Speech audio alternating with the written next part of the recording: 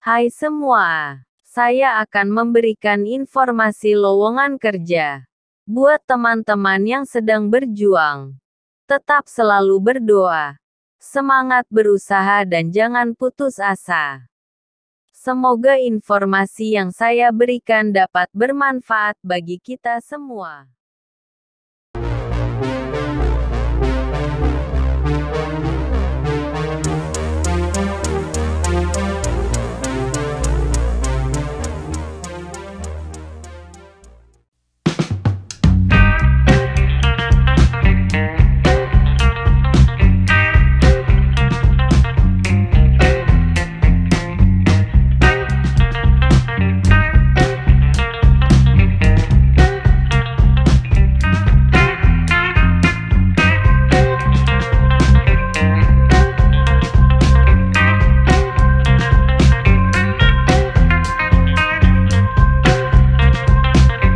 Semoga apa yang kalian impikan bisa terwujud dan sukses selalu.